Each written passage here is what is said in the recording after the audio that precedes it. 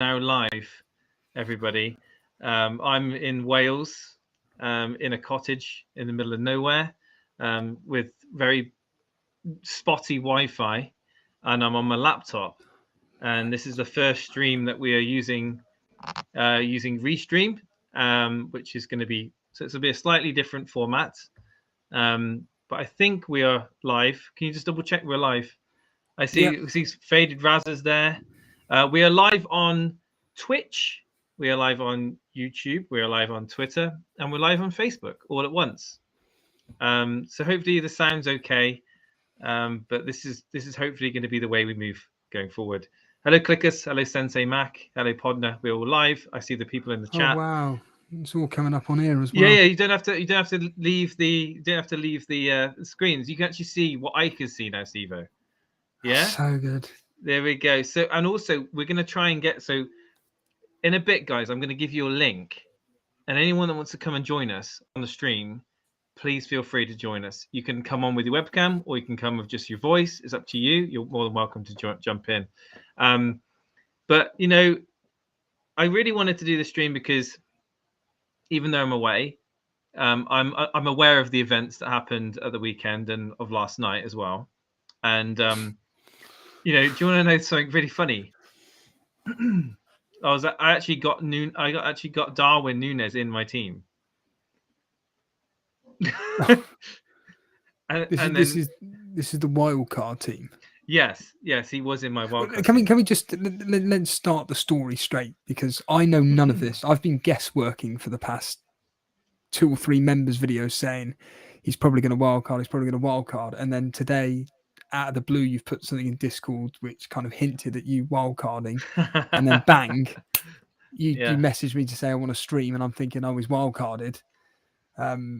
Yeah, take it away. I just want to sit back and listen. So, yeah, I think I've got enough data now that I'm confident that I can reshuffle my team moving forward. I know the players I'm comfortable with keeping, and I know which players are absolutely useless, and I have absolutely no faith in. Hello, Ravanathan. Hello, Nuclear Atoms. Why does it feel weird, Nuclear Atoms? I don't get it. So I just thought, you know what? Why do I need to wait until game week 4? I've got problems in my team now. I don't need to take hits for them right now. And what difference am I going to have in my head in game week 4 than what I do now? Like, is there going to be an overarching issue that I may face in game week 4? No. So I think that I'm pretty happy with my wild card. There is technically 2 versions of the wild card, which I will show you. Subtle differences, but I'm keen to know your unbiased opinion, Stevo. This is a surprise, Dread says. Jason's wildcard will probably need a wildcard. Let's see it. Well, you haven't yet, Harry Dawson. So, but let's just quickly look at the fixtures for next week. I'm gonna keep milking this as much as possible. Well, I'll tell you what. Can we give? Well, in fact, I want you to do most of the talking here. Can you give a shout out to Alex Volo, because the stuff that he sent me and you is just phenomenal. Alex Volo is just an absolute genius. So as you know, I'm away. I'm currently in a cottage. Like I said, I don't really have access to my computer. So he designed the banner that's on the screen here.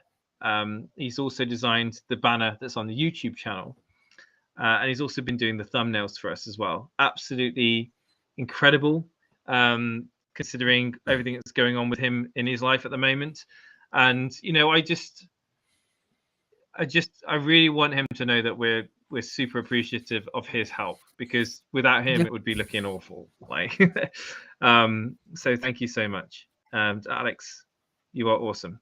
So I'm actually in this longhouse. If you know what a longhouse is, it's like a medieval 500-year-old house that used to have animals, the bottom floor, and the top floor is where all the people used to live. And yeah, it's pretty old, pretty old here. So, but you know, looking at the fixtures, looking at the players, you know, I I'm kind of happy that the net, like I was saying that you don't need double Liverpool defense. I was saying you don't need Neto in your team. I was saying you don't need Bailey in your team. And I'm kind of happy that I got that bit right. But what I got wrong was the 8 millions being good value. That's the bit I got wrong. And obviously not having Jesus in my team from game week 1 is also something that's really hurt me. Salah, it's not been the be all and end all with Salah. I said to everyone, I said, you don't need to have Salah in your team. And they were like, no, Jason, you do. You need to have Salah. He's going to be the highest scoring asset in FPL. He may be the highest scoring asset in FPL, but you can navigate these stormy waters without him. And, Alex needs to be on stream. Yeah, we should get him up on the stream if he's happy to do that. But, I just want to say, like, this is on Twitter as well. We should be able to see the Twitter comments and the Facebook comments and the Twitch. I don't think anyone watches FPL stuff on Twitch. So great feedback from Alex there. So really, when it comes to the wild card, what have I done? We just get into it. What I've done, Steve-O. So I did some. I just want to look at your team up on my screen here. So I did some guesswork in this morning about the players that you probably would have got rid of, and it's guaranteed the Man United players there. They're out the window. They're gone. So that would have been Dalot and Rashford. Mendy, see you later. Sterling at a push. Saka definitely. And then whatever 4 million you can be bothered to get rid of. But I think, so Saka, Sterling, Rashford, Dalot, Mendy, those 5 for definite are gone. Okay. Well, are you ready to see what I've done? But this is the first draft. This is the one that I'm probably going to go with. But I've got another one which is slightly different, which I'd love to hear your thoughts on. I think go with a slightly different one to start with, and then let's see your proper one. Okay, give me a moment then. I need to just stop sharing this, then I can show you what I'm doing. Okay, so my slightly different one I'll stick up first. Let me just make the changes necessary to do it.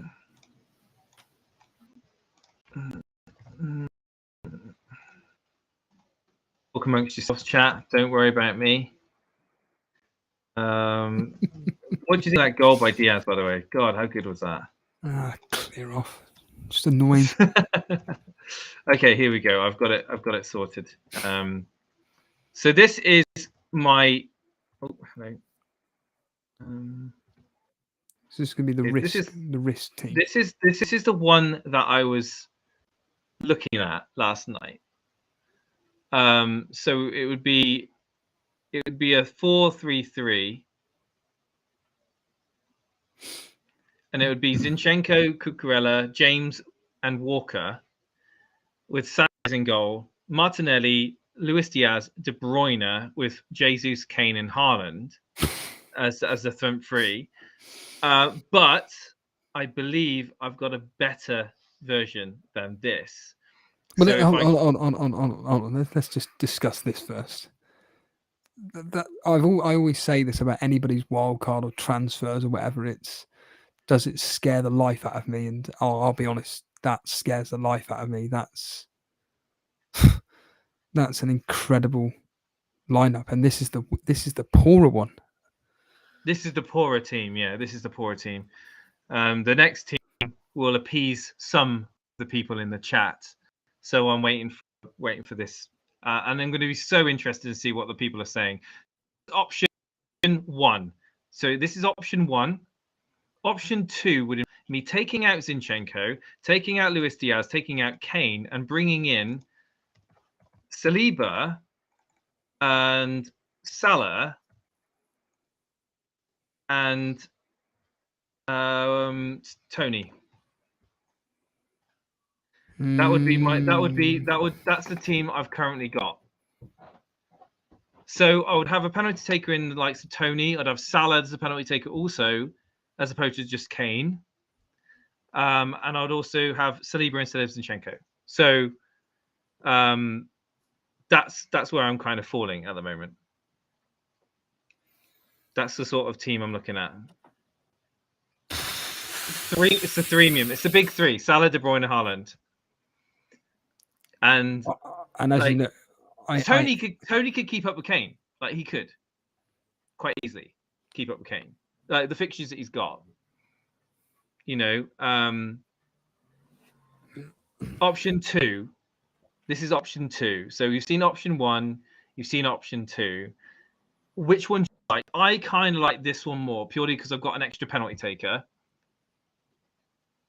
Saliba and Zinchenko to me. There's not. I don't really see too much into that.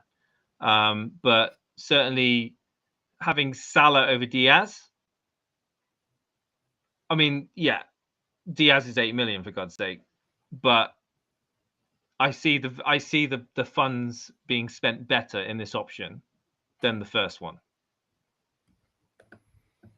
I think the first one's better. The first one, yeah. Only from a bias point of view that you've got Zinchenko in there. But like the way I look at it is like with this one, I've covered Salah as well. Yeah, but there's no Tottenham. And Tottenham are looking really good. They're looking fantastic. Liverpool. I did it on a members video, and anybody watching this that isn't a member, you'll see it tomorrow evening. This time tomorrow evening, actually. I'll be premiering it tomorrow. But I'm seriously contemplating in game week 4 going no. I mean, the Kane goal was so lucky. So like if I did this, if I brought Harry Kane in, kept Luis Diaz in for Liverpool, I would have 5.2 in the bank for a defender. That defender currently in my mind is Zinchenko. Saliba out for Joe Gomez. Don't know if I do that. That's FPL Bailey, though, saying that. You're missing so many good players, TAA, Cancelo and Salah, but I've also got some great players as well. I've got Kane, Haaland, De Bruyne. I mean, Diaz. I mean, I honestly think Diaz will score well this season. He may get roughly, I would say he could get 16 goals this season or more. I mean, you're right, but his goal was it was an incredible goal. Very fortuitous, though. It was incredible. Fortuitous? Incredible.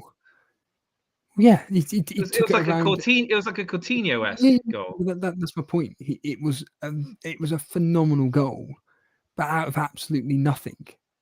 The majority of the game, Liverpool's attack. I mean, again, this is based on 2 fixtures, but by all accounts, their attack have been absolute pants. And ironically, like I said, I'm giving Salah this Man saying Kulusevski over Kane.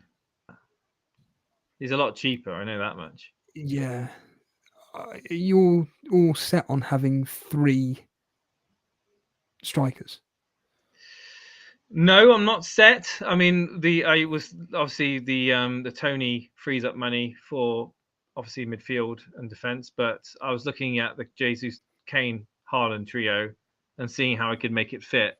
And like I said, my current team is looking like this, with Tony up front. That's how it's looking. It's pretty strong. If you want to see my pre-wildcard team, was this. That was my pre-wildcard team. So it had issues in time. Dalot, Rashford. I would say Sterling was an issue. In terms of consistency, I just don't think I'm going to see consistency from Sterling. Saka, frustration over him. Zinchenko. Mendy in goal am I getting the best value for money with Mendy? Could I save that 0.5, and what can I do with that 0.5? Like, I think, Leo, I left it 3 weeks, and let's change it up. Well, we a lot of us spoke about your team being pretty poor anyway. There were some dodgy players in there, which we. Well, it's risky. Felt... It wasn't poor. It was risky. I prefer to use that term, risky. Okay, it was risky. Yeah. And this team up, like I said, both teams look phenomenal. This one here on paper looks fantastic. It's got Salah in it. This is the one with Salah in, yeah. You're not concerned about Cucurella not being a permanent starter? I mean, there's others at that price point if he doesn't, and I've also got Nico Williams on the bench.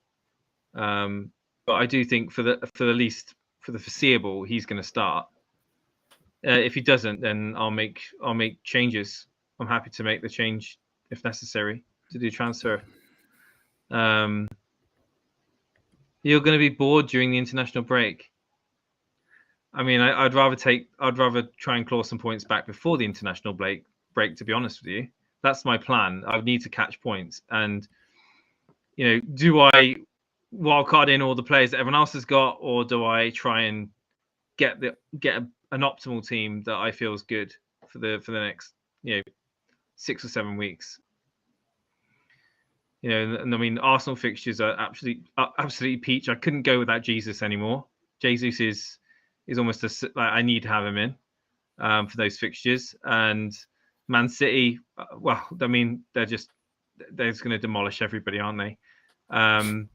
And you look at Brentford's fixtures. Brentford's fixtures are absolutely plum as well.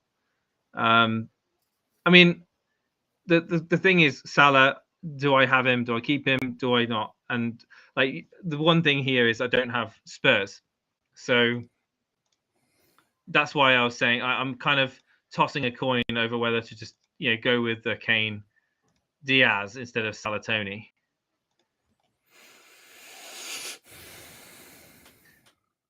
That's the thing. So I just don't know which way I'm going to go with it, to be honest.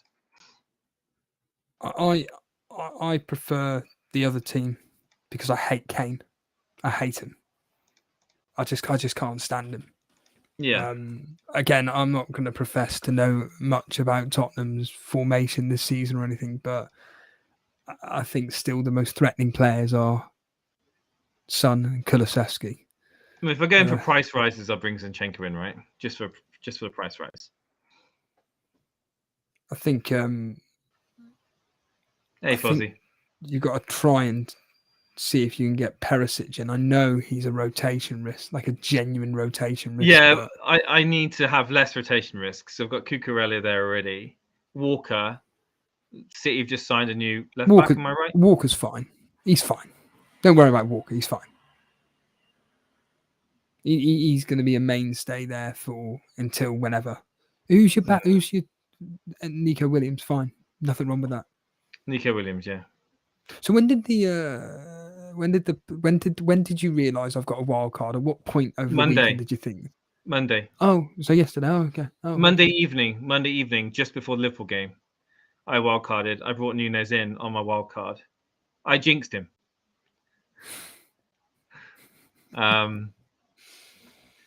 But this is the thing. And right, guys, I'm going to share a link in Discord. If you want to jump in and chat to us, you're more than welcome. We'll bring you up one by one, and you share your thoughts about this team. Also, a link's in the general chat in Discord. I'm also going to put it in the I'm going to put it in the live chat there. So in the team screenshots chat also. If you want to jump in, the link is in the Discord. The link is in the Discord. All you need to do is click on that, and you'll be able to load up with or without your webcam. I'd love to see webcams. I really would get some webcams up on here. But yes, Steve, your initial reaction to this team? Like I said, I think I think both options are brilliant, but I just personally prefer the one with Salah in it. I really do. I prefer that version, due to, like I said, my bias towards Kane. That's all it is. Salah's got Liverpool have got Man United. I mean, we'll ask you, what are your thoughts immediately to Man United against Liverpool on Monday?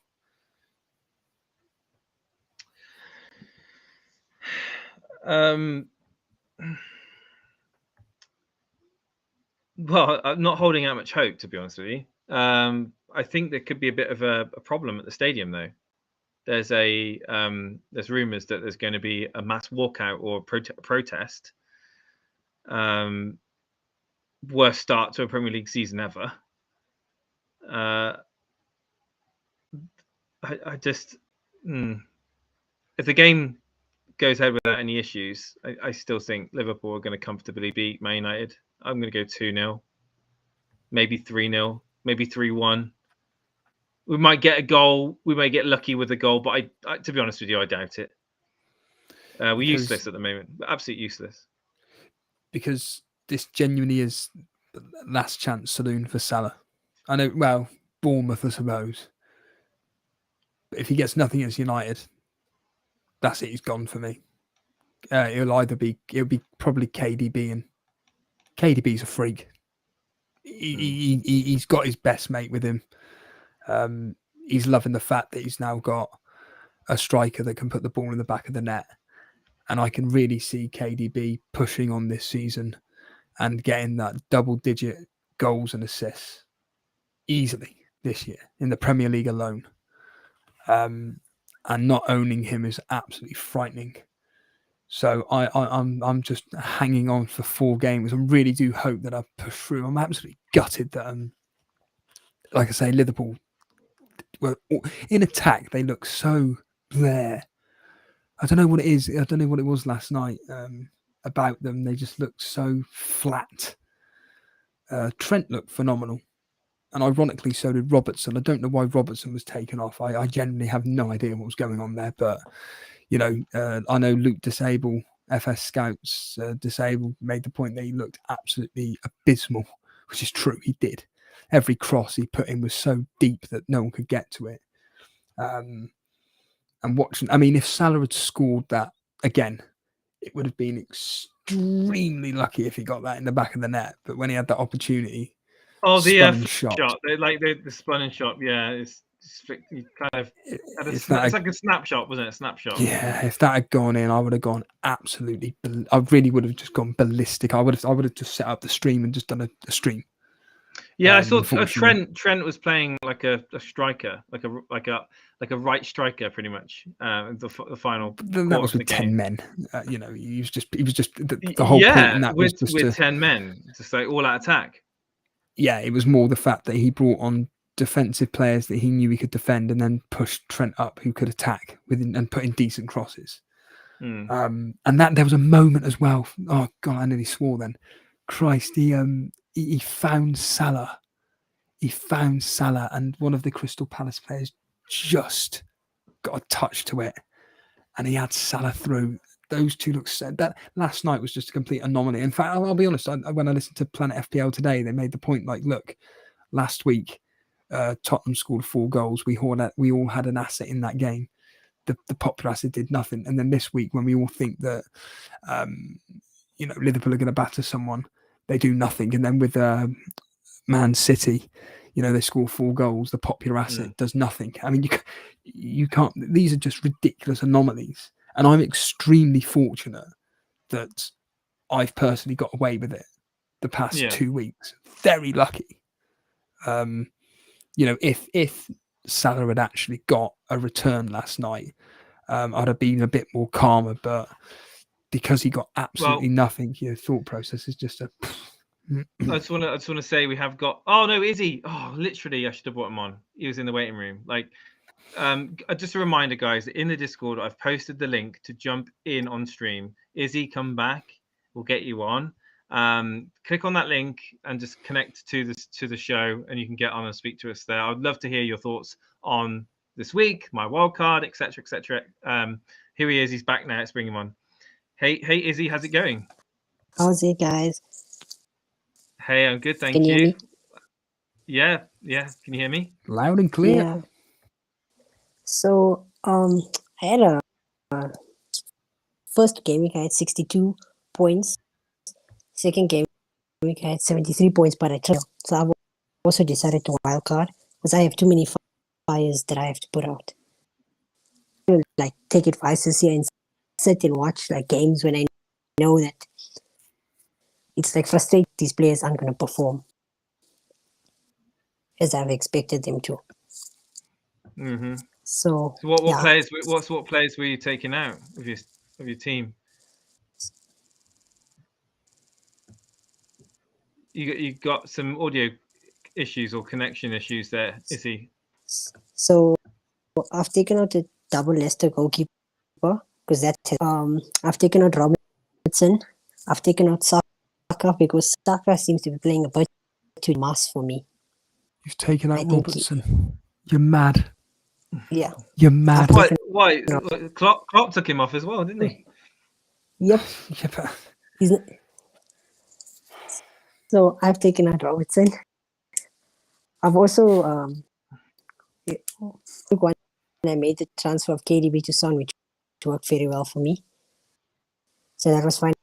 I also have us. I've had James, and I've put in Cucurella in. So I don't know. So okay, so you've wildcarded as well, and you've started to bring in some of. So do you want to kind of share your screen and show us your team? How do I do? You can share it, and one of the options you've got is to share your screen. You can just share it and let us know what it looks like. Kind of go through it with us. Whilst we're waiting for that. I was going to say, well, wait, we've actually had a snap. We've actually had a Snapchat. We've had a super chat. Have we? From Max Roberts, a regular contributor via money. He says, go with the wild card with Salah, Jace. Do I keep Mahrez and enjoy your holiday? So does Max Roberts keep Mahrez? My answer is get him gone. Yeah, Man City right now, it's all about KDB or Haaland, right? Yes. Like Mahrez, the 8 mid, that sort of price point, I'm so disappointed because the 8 million mids have just not fired off at all. It's that risk, obviously, rotation, but also, you're just using that City spot. You're not optimally using it. Just get some more money available and get KDB in if you want a City mid. If not, Haaland, Cancelo, Walker if you can't afford Cancelo.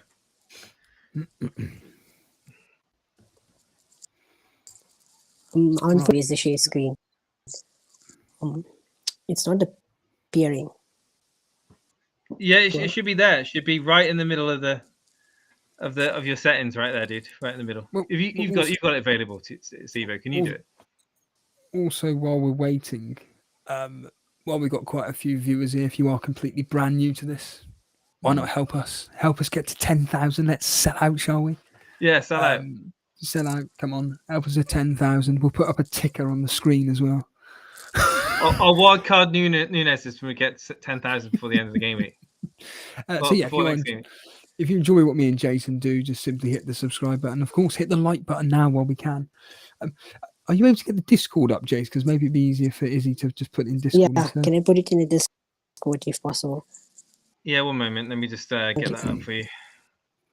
Yeah, and there we are with FPL Bailey saying, why can't we just put it in the Discord? Yeah, that's good. Hello, FPL Alex the Kid. Good evening, pal. We've got Dan's it, Dan. Why not? Why not come live on air, Dan? Well, he's disconnected, but we're staying in here. So if you want to come and speak to us, you're going to have to click that link. Dan's saying here, if we hit the like and subscribe button, he's going to hit his wild card too. Excellent. I must say, Jace, this feels very old school Elite FPL. Very calm, collected from you. What's going? Is the holiday doing you that justice? I think it's just like being aware of what the issues are and dealing with them. Like it's as simple as it sounds. Like I've got issues on my team, I've got to deal with them, and they're not going to sort themselves. This is Izzy's team. You can see that he got 73 points previously. Look at this, Steve. Wow, this is cool, isn't it? And then we can go to his team here. So it's wildcarded in this team here. So we'll feel free to rip it apart.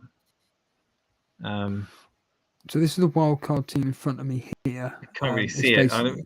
I'll It's bring your it team, isn't it? Let me just bring it. Let me just bring it a bit bigger. 1 second. This is your team. Apart from he's got Henderson, Cancelo. So for people listening on audio, Henderson, Trent, Cucurella, Cancelo, James, Martinelli, De Bruyne, Diaz, Tony, Jesus, and Kane. That's a wildcard team, isn't it? Wow. I wouldn't have Kane. But what's wrong? What I don't understand is I don't think there's anything wrong with the previous team. Nothing wrong with the previous team. Apart from Ward. That's it. Yeah, it's pretty much my team, isn't it? You've got to show you've got to show the previous team because I don't see what Izzy's done, why he's done this. That is knee jerk beyond knee jerk for me. The previous team was fine, wasn't it? Yeah. Yeah.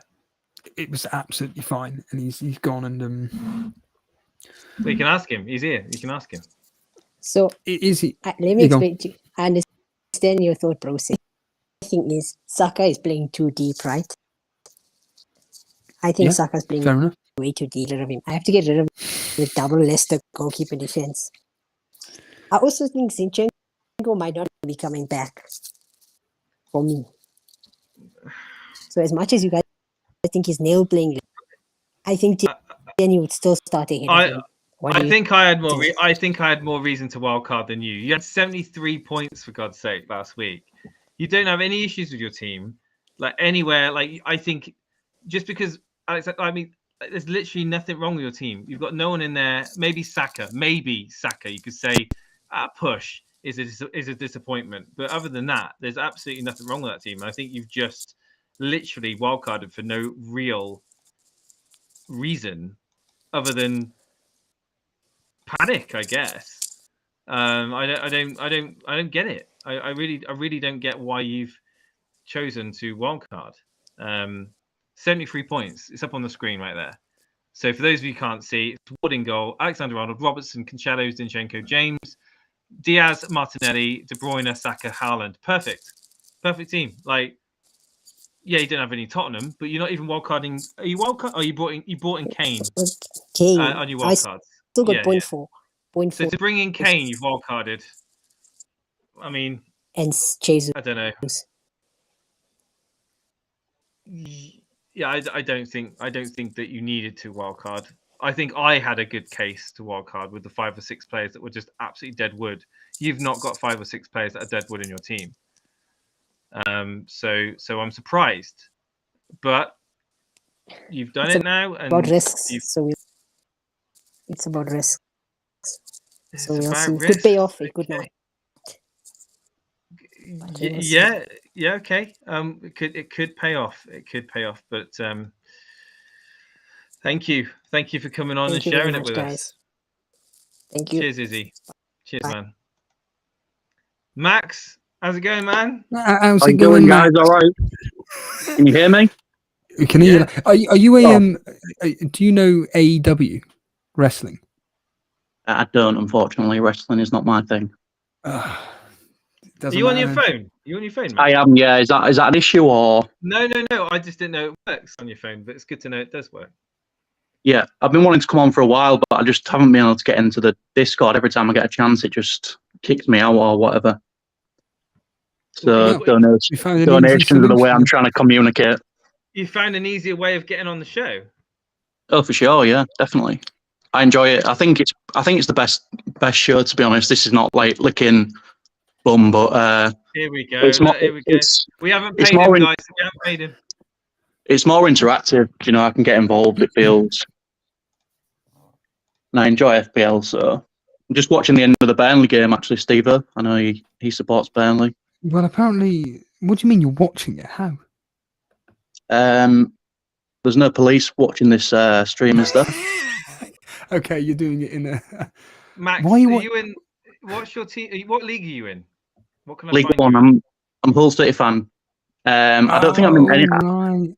I know what you mean, FPL league. But I'm not in any of the leagues. I've literally just joined, so Yeah, because I think have only quite recent. Like last, yeah, I've been watching for probably 6 months, but last month I've been getting a bit more involved. So you'll be in the YouTube chat league next year then. Oh, I would like to be, yeah. But obviously, I know there's a lot of people that want to get into that league. So. Well, you super chatted about 50 quid, so I think you'll be all right. Oh yeah, that was it. I mean, they were for donuts, but yeah, it's fine. Well, I've just paid for a year's plan of Restream, and that was like $500, $600. So that's gone towards that. So, and we're gonna have to make use of this, Steve. By the way. Well, hold on a minute, Jason. Let's just talk Burnley Hull for a second. Apparently, have we performed, Max? Oh, like Burnley are dominating. Like there's no qualms about that. I mean, they're like 70% possession, but we're just basically playing on the counter attack, almost like what Palace were doing against Liverpool the other night. And obviously, Burnley are a far better team than us, but. Well, I was hearing on the radio that you're supposed to be pushing for playoffs this year. I mean, I think because we've got new owners and that sort of thing, everyone's assuming that we should be going playoffs. But from a team that narrowly avoided relegation last season, I just think that's super unrealistic. Like, if we could get a mid-table finish, then I'd be really, really happy with that and just keep building. So yeah. I'm just looking at the stats here on the screen. We've had 5 shots on target, 5 off, whatever. Have we looked like actually scoring though? Because my biggest issue with us is that we haven't got a striker to put the ball in the back of the net. Is it just literally just pass, and that's it? There is some extent to that, but Rodriguez has looked lively. I think you've probably got a 15 goal a season player there. I think he can still do it even though he's 33. I was going to say, I think 10 years ago, maybe 50. I mean, even at his prime, I think he was just about managing 15 goals for Southampton, let alone us. So yeah, but the thing is, he's one of those players that he's not quick, he's not dynamic or anything like that, but he gets in the right positions. And in the Championship, if you get in the right positions, you will score goals. It's just the way it is. And I think Burnley go straight back up personally. Just the Championship's a very I think the Championship's a very difficult league. Like anybody can beat anybody. Like we got battered by Norwich last week, and we beat them 2-1. Same with Bristol City. We just really close game, managed to nick a winner. Just one of those things where you ride your luck, and sometimes it comes off.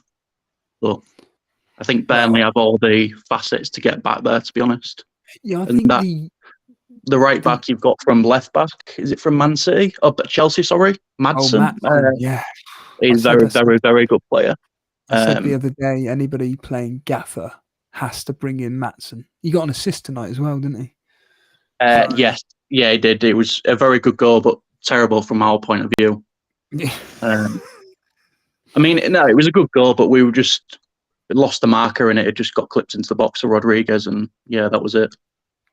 So come on then. What do you think of Jason's wildcard team? This is what the show's about today. Jason's wildcard. What are you thinking? Well, I'm probably not the one to ask because I'm in a mess for my team as well. But in what sense? Let me just put my team in the Discord real quick. I can't see it. Well, I can see it, but I haven't put it in there yet, so I'll just do that now. He's just left. He's left the stream. So maybe that's what maybe happens. Maybe. Well, if you're on your phone, then it's a learning curve. This is at the moment. Yeah. We're trying to sort all this out. But I certainly like the idea of people coming on camera, chatting with us. We got more of an interactive thing going on here. Certainly with this, I can actually bring the screenshots that he posts up onto the screen. That's not an issue.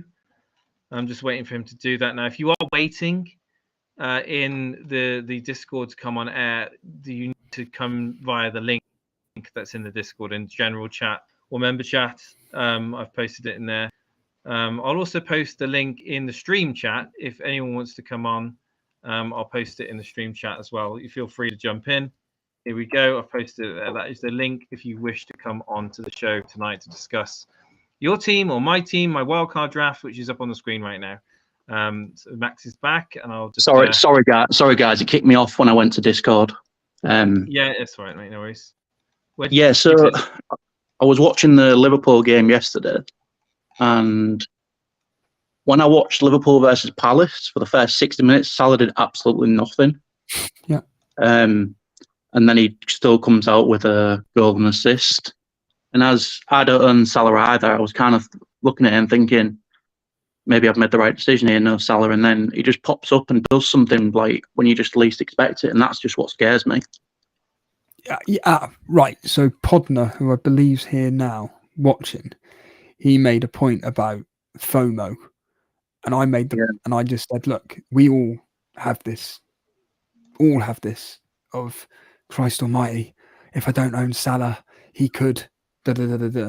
Well, last season, the last 2 months, I think, maybe 2.5 months, I got rid of Salah because I could see that this player is just not going to be performing like the likes of Kevin De Bruyne, as an example.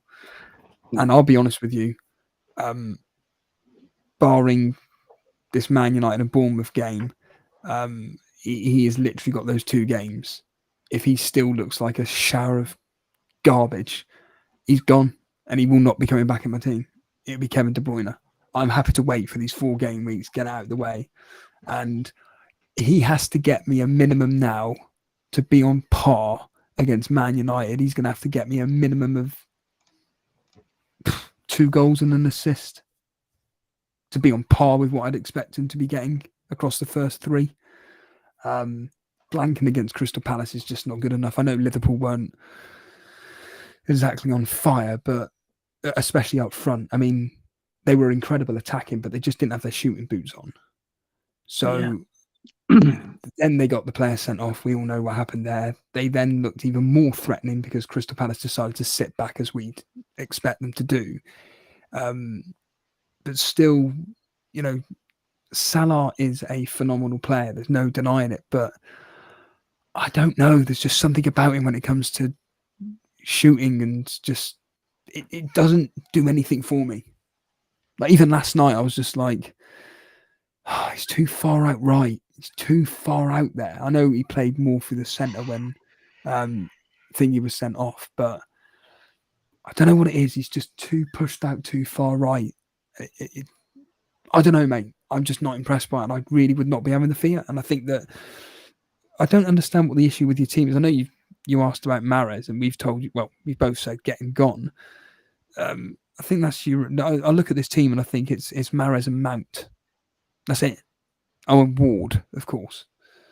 So at the start of the season, I'm pretty sure, like everyone else, you made a couple of 100 drafts, and this is the one I just kept coming back to, just because every time I put a Salah draft in, I just didn't want Bailey or Rashford or Neto. Do you know, it felt like they were kind of had to be in a draft that were in Salah in order to get Salah, Trent, Cancelo, Haaland, Jesus.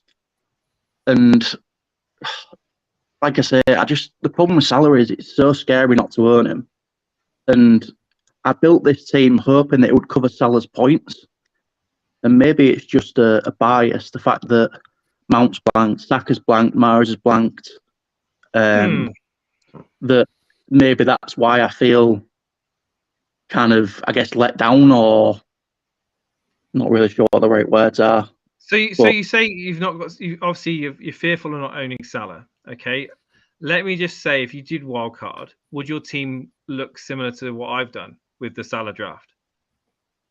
Because obviously you would keep Jesus, you would keep Haaland. You know, if I bring it up again, you might kind of look Yeah, at it. do you mind bringing it up again just so I can refresh? Yeah, sure. Let me just 1 second. Let me just. So this is the team that I've currently got at the moment. Sanchez in goal, right? So yeah, this is how it's kind of looking at the moment. I like Sanchez. I think Sanchez would be my pick if I was going to have a keeper. But with this, you've got Salah, De Bruyne, Haaland, and Jesus. I think the thing is for me is that Trent, Cancelo, and James, they can do nothing all game and they still end up with bonus points every single week. This hasn't got Trent or Cancelo, but it still has got James in it, and Cucurella, who's arguably going to be just as advanced as James moving forward. So I may have a bit of a controversial opinion on Cucurella. He looked very, very good against Tottenham. However, people that are getting in Cucurella, are they sure he's going to start? I think he is. I think he's going to be starting. Like, are you willing to have that slot for 5 million other than someone like, I know you've got 3 Man City already, but maybe like a Kyle Walker or I've got Kyle Walker in. Oh, you got, sorry, yeah, I just can't see it very clearly. Yeah. I'm not convinced Chilwell's not going to take minutes from him, and like I feel like a Chelsea defender needs to be playing 60 minutes minimum. Like, are you gonna have Chilwell on the bench all season as a backup? Is he now going to be a cup player, and Cucurella playing the league? I think that Cucurella's set for the short term. But I can't say for definite for long term he'll be going to be playing every single game, the minutes that I want him to play. But he's on set pieces. He's attacking. He's going to get the balls in to the center of the park, and I feel like I think he's an amazing option at 5 mil if he plays. Like, don't get me wrong, like he would be in my team if I knew he was going to play 100%. But he could play Chilwell. He could play Chilwell in that back three, can't he? Yeah, like I say, it concerns me that maybe Cucurella comes off at like 55 minutes occasionally, or like he plays five at the back. 5 at the back, he could play Chilwell and Cucurella. Do you reckon? I just feel like after the game against Tottenham, when he obviously played Loftus-Cheek at right wing back and James at centre back. I feel like surely he has to see that and just understand how much better Reece James is at wing back. And just play like Aspilicueta at centre back, maybe. If Chilwell comes in, Cucurella will be at left centre back, and Silva will be rotated because of his age. Yeah. I mean, I think that Cucurella is a quality player that he's going to get minutes. I totally agree. I think at 5 million, you can certainly risk that, and also got Nico Williams, which is a decent asset on the bench, ready if he doesn't start. I'm really surprised he hasn't gone up in price yet. I feel like him and Patterson are such good value that it really. Because everyone got him at the beginning of the season, didn't they? Yeah, so that makes sense. Transfers. It's really tempting if I was to wildcard to have 3 defenders and Nico Williams and Patterson at 4 mil on the bench. I mean, it just seems insane to have 5 playing defenders with 2 of them being 4 mil bench fodder.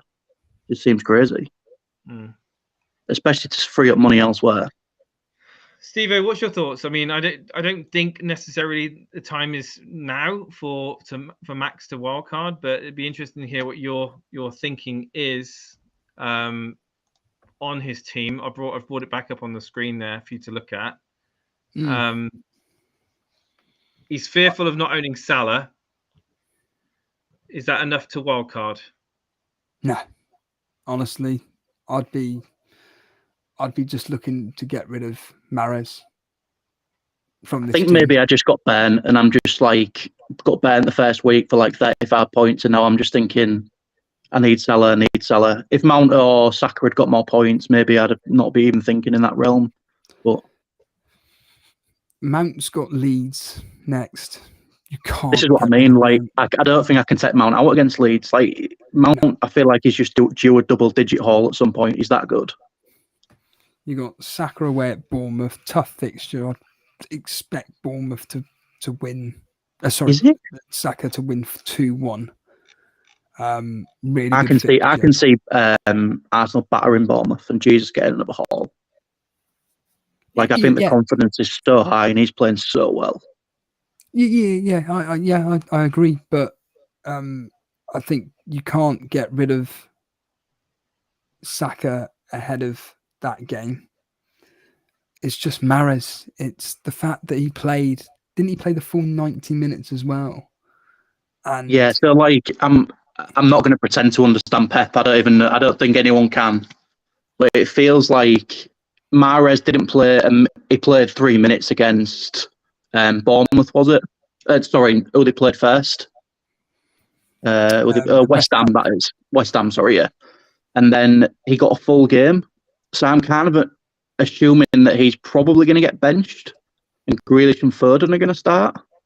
As Foden got 45 minutes versus Bournemouth when Grealish came on. So it may be a case of Mahrez gets 45 minutes or I just can't see him starting. I just think Pep, like, he's got those 3 positions and he favours Foden over the other 2. So Foden will get the amount of minutes that the other 2 will be sharing, if that makes sense. Yeah, at the end of the day, Pep, I'm stating the blinking obvious, but Pep's one of those managers that plays players for the tactical reasons, whereas, for instance, Klopp plays players because they're just amazing. That's it. And they've got a system in place. They play this 4-3-3 system, gets his wing backs pushing on, and Salah and Diaz cutting in from the left and the right and trying to get the balls into Nunes. I'm stating the blinking obvious. Yeah. Whereas like the players that Pep brings into play are all going to be, well, this week we're up against Trippier, which means that we need more pace down the right-hand side or whatever flaming position it is. So we're going to need to play this particular player. We all know with Man City that the guaranteed starters are KDB and Haaland. They're the 2 absolute. See, I feel like if you're going to pick Man City players, you pick, for guaranteed stars, you pick Ederson, Cancelo, and then you work from there. Yeah. And this also might be slightly controversial. I think Gundogan might be the best Man City asset, price per million, points per million going forward. But I need to see where Bernardo Silva goes. I think if Bernardo Silva goes to Barcelona, I'm really, really tempted to get Gundogan in. And give us your reasonings as to why. So I don't know how much of the Man City games you've watched recently. Like I tend to watch like all of them, like 90 minutes if I can, because I'm just sad and I've nothing better to do. And like Gundogan, even though he's sort of like playing more as a deep line midfielder, like just above Rodri, he does manage to get into the box a hell of a lot for the money costs. And like you wouldn't necessarily think he's as much of a rotation risk as Foden, Grealish, Mahrez, etc. And for 7.5 million, if you compare that to the other players' prices around that bracket, and playing for Man City, where he's probably getting, I don't know, out of the 270 minutes out of 3 games, maybe like 230, 220. Like, I think he's really, really good value. But for me, I feel like it all depends on if Bernardo Silva moves, because I'm not sure if Man City have got a rotating option for Gundogan. Not a like really, really good one, anyway. But if Bernardo Silva moves, I think he could be the pick at 7.5 mil.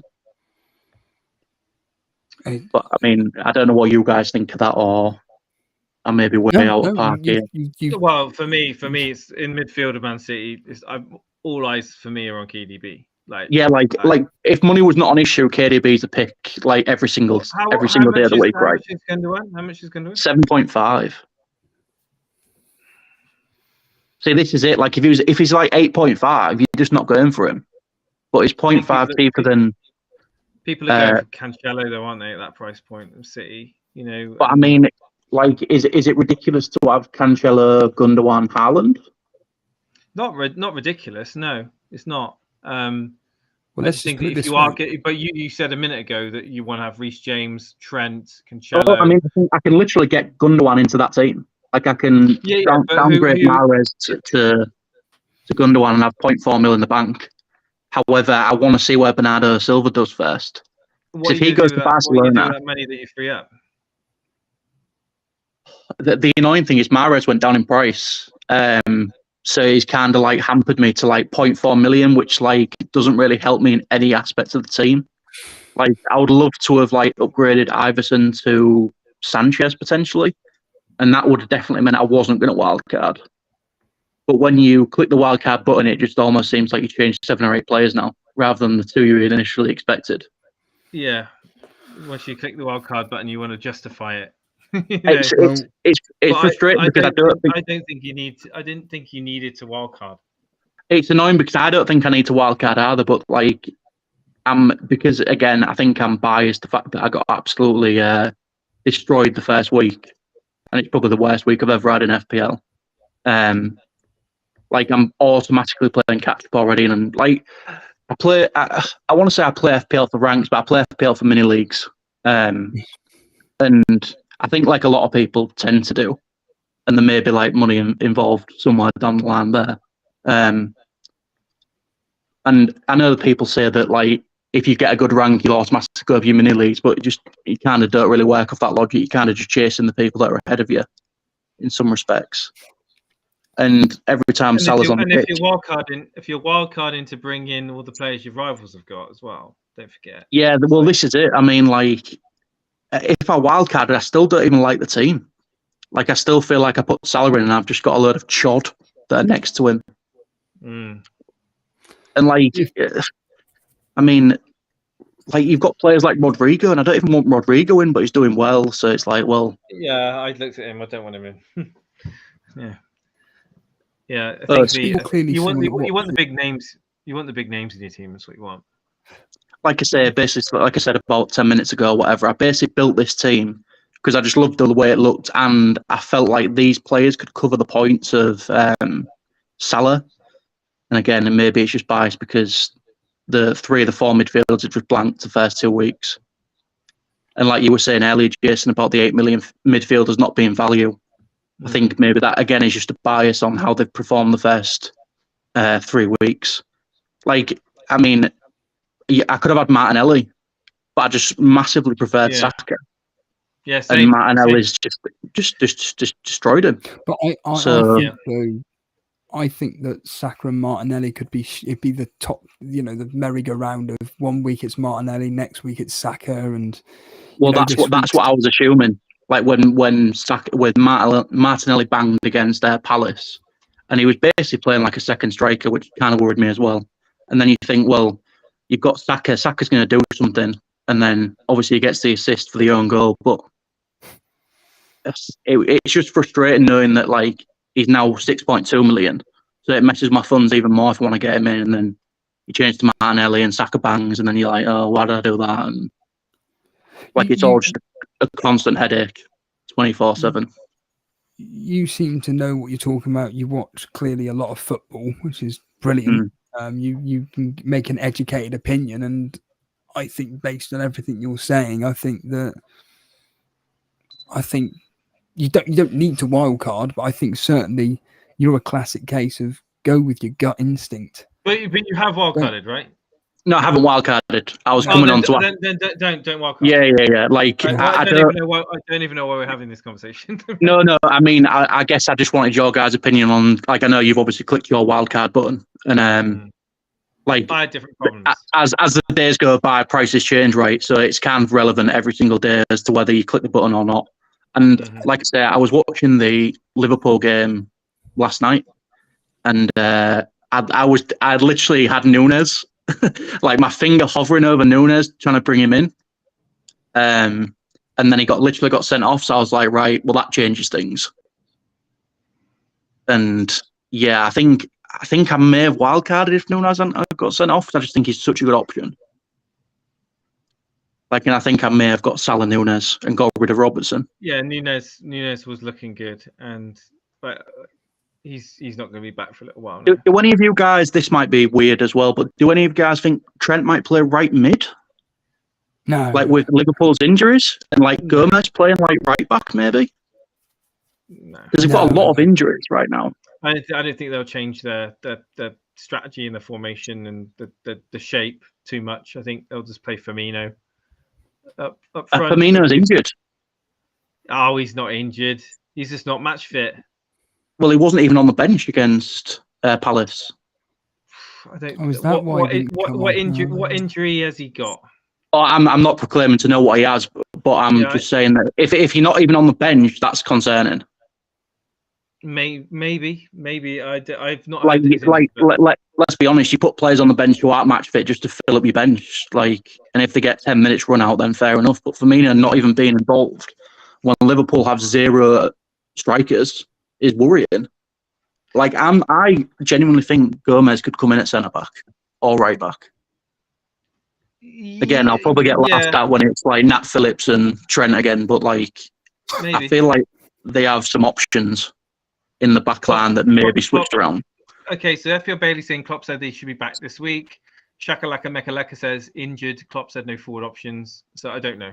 I don't know what's going on here. Firmino is flagged. Again, I can't see the chat, but I'm probably getting roasted. But yeah, like I think you should be able to see the chat on here. Oh, I don't even want to like try and click on it in case I get disconnected again. Okay. So, just a question for Steve.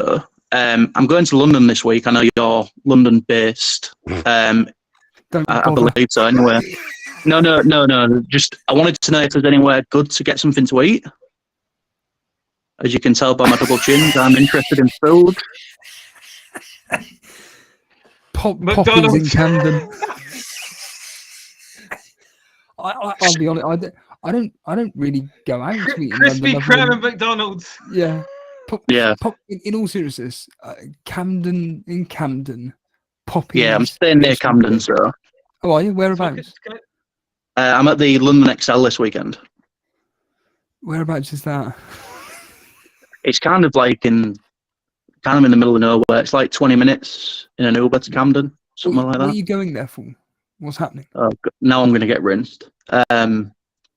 So there's a Pokemon tournament that I play. Okay. You're the last. And it's the World. Is that Pokemon Go? Is that actually? No. Well, Pokemon Go is there, but I play the card game. Oh, okay. And okay. I qualify for the World Championships, so that's in London this week. Wow. Yeah, so again, I can't see the chat, and I'm definitely not looking at it. But most people collected. Yeah, the cards, but so that's on this weekend. Didn't know how to play the actual game, but I see that Ricky's jumped up as well, so we'll get Ricky to say hello in a second. Yeah, I'll dash off. I've been on for a while. I will say one thing about food though. Just a quick one. Is there anything else I can do to like the stuff in the Discord or? Just share it. Be around, active. Let people know about it. Go on Twitter and say, hey, jump into this FPL. But also, I went to Taco Bell for the first time ever in my life today. In Swansea, they've got a Taco Bell, and I was like, oh my god, I didn't even know they had Taco Bell in the UK. It was incredible, really good. So like one as well, like it's just random, like popped up everywhere. Like nobody's interested. They just go to Subway or Burger King. So. I like Taco Bell. Anyway. All right. Cheers, fellas. Burnley ended 1-1, Steve, by the way. Oh, yeah, I'm fully aware. Yeah. All right. Cheers. No worries. And Take it easy. Before you go, good luck in your tournament. Yeah, genuinely. Well, it's 25k for the win, so I'll be donating again if I win. All rooting for you, man. Cheers, dude. All right, mate. No problem. Take it easy, fellas. See you later. Cheers, Max. Wow. Ricky, are you there? Hey, how's it going? Can you hear me? Perfectly. Deadly, I put my team in the team selection Discord there. Just wanted to see what you thought about my team and maybe your wildcard. Okay, let me bring it up on the screen for you. 1 second. I don't recognise you, Ricky. But by the way, Steve, you won't have to worry about keep alt tabbing. I'll put it up on the screen here. No, this is my first time calling in, but I watch like most of the streams and stuff. How long you been with us for? Oh God, since probably last season. Oh wow! Enjoyed the topsy-turvy season, did you?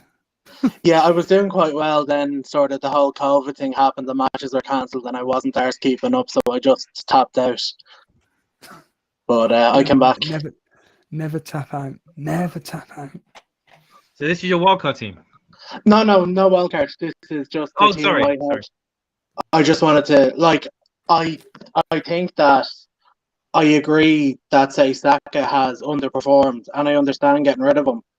But from watching both Arsenal games, I think that it's almost like outcome bias. That he had good XG, he should have had a goal, I think, in both games. And I'm just almost afraid of, like, we'd say what happened with Jesus in game week 1. He blanked, people got rid of him. Mitrovic scored 2 against Liverpool. Then he gets a -1, and I think getting rid of any Arsenal asset coming up to the Everton game, I think, is just a mistake. Or sorry, the point that Max was trying to get at is that Saka's just doesn't look on it, pretty much. Yeah, no, I was even talking about Jason's wildcard. Just get like I think jumping off Saka now, I think is almost like it's like I think it's a good idea if Saka doesn't score or doesn't get any sort of any outcome against Bournemouth, that's when I'm going to move to a different 8 million, maybe Mount.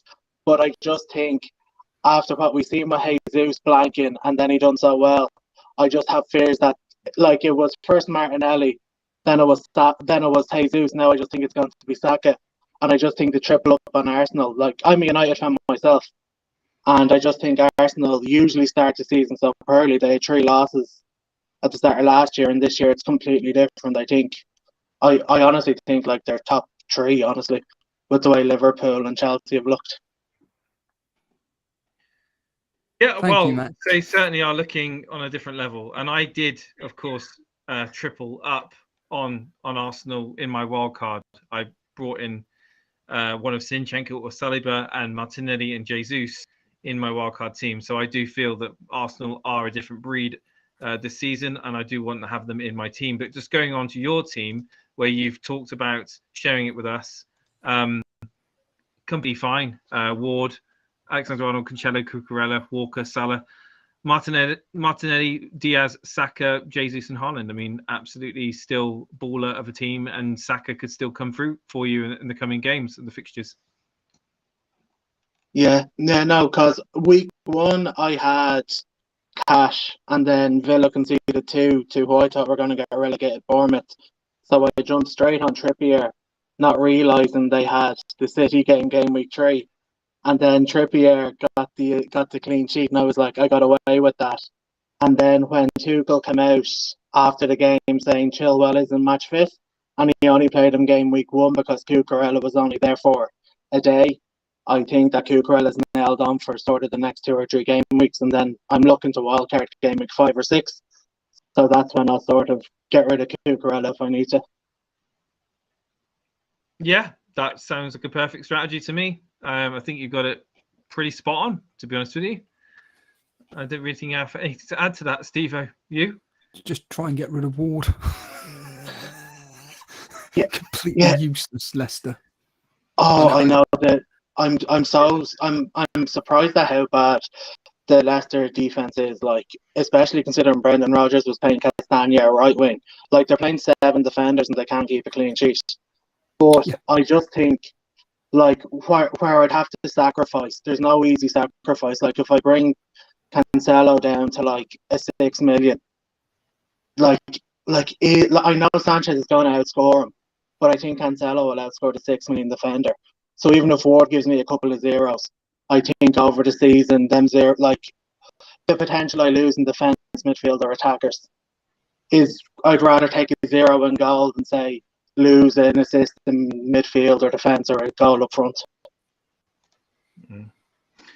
Yeah, I mean, I like the strategy. I think don't need to wildcard now and just, essentially stick with your team. Get Cucurella out if there is a rotation risk come the time your wildcard hits. You got the strength and depth in your team to see you through until that time. All good. And I think Saka has every possible chance of getting you those points, those lost points over the coming game weeks. Absolutely.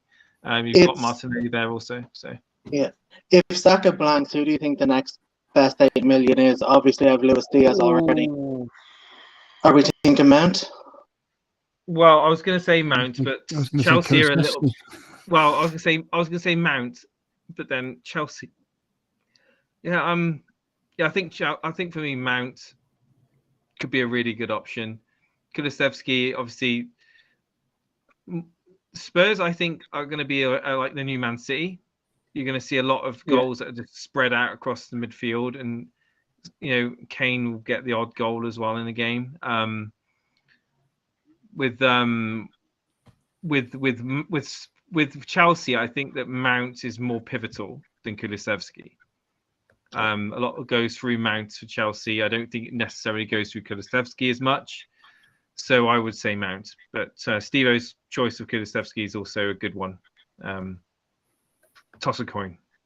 Yeah, perfect. Because I was thinking Foden myself, and when he didn't square it to Haaland, and then Pep screamed at him and dragged him off at halftime, I was like, if you squared that ball, you made my decision, because Pep wouldn't take you off at halftime. But no, I definitely think that that Mount is probably the way to go, just with the fear of Richarlison getting in maybe ahead of Kulusevski. So I appreciate that. Don't worry about that. Don't honestly. And another one as well. I was thinking Joe B is thinking the same as me. Madison, less maybe rubbish attacking, but defending, but attacking wise, gonna do it. Yeah. Madison's one. He's got up next Southampton. He's then got, and I've clicked the wrong stupid button, so my camera may mess up in about 6 seconds. But I don't know why you do this, Steve-O, to yourself. I really don't. I don't know. He knows he's going to do something wrong, and he does it. No. He's. I'm back. I should be back. Yeah, you're back. Yeah, I'm back. Yeah, Madison has got Southampton at home, Chelsea away, but then they got Man United, Brighton, Aston Villa. I think if you're Man United's an easy game, isn't it, nowadays?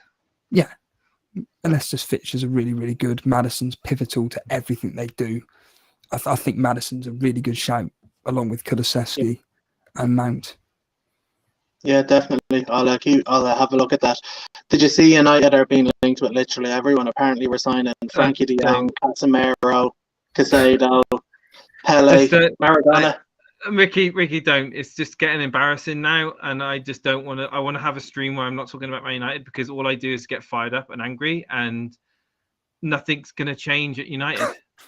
They're still going to get the revenue in. They're still going to just use it they're going to just milk the fans, milk the supporters, milk the community. Don't even get me started on it. We can be linked with everyone, but they're going to add a 0 onto everything because they know we're desperate and we're going to pay the money for it. And we're going to offer stupid, ridiculous wages for everyone we sign. So it is the way it is. I resign to the fact that nothing's going to change in the short term at Man United. The only way things can change at Man United is if the Glazers sell the club. That's the only way. Because there's a rot that goes all the way to the top. And if you listened to Roy Keane and Gary Neville talking about this, you would hear, you've got very vocal opinions from club legends that are quite frank and quite honest about the problems at the Man United at the moment. There's deep-rooted, a rot that's taking place. And it goes far beyond, the dressing room. It goes all the way up. And I would argue there's just incompetence, a widespread incompetence in business dealings, like the salaries that we offer players, the fact that we're not playing them, we're going to keep them on the bench, and it's like someone that's just got into playing Championship Manager for the first time. They offer crazy wages, they stick them in reserves, they go into debt, and then they can't get their way out, and they end up losing their job. And I read a really interesting article about Ole Gunnar Solskjaer and the flack he got. I actually liked Ole. Get us, second in the league. I mean, with the team he had, I think he probably had a bit of a raw deal, really. But anyway, I don't want to talk about Man United. Don't bring Man United up, because it's like PTSD, man. Just don't. All right, just don't go there. Yeah. But I will say, Ricky, it's been a pleasure having you on. Yeah, perfect. Thanks, guys. I'll see you later. Cheers, man. Take care. Caged Paps, man. Look at you. Dude. Looks like he's going to batter someone, but... Well, that could be. Can you hear me? Yeah, in your recording studio. Yeah. I didn't think you got enough... All these questions are about other people's teams. I want to get it back onto your wildcard. Yes. Oh, thank you. I'm going to sit back now. There you go. Well, I've got one main question. The Sterling pick. You were so bullish about the Sterling pick at the start of the season, and you're about to dump him before the fixtures get good. He's not like he's injured. He's still in the team. What's changed about Sterling?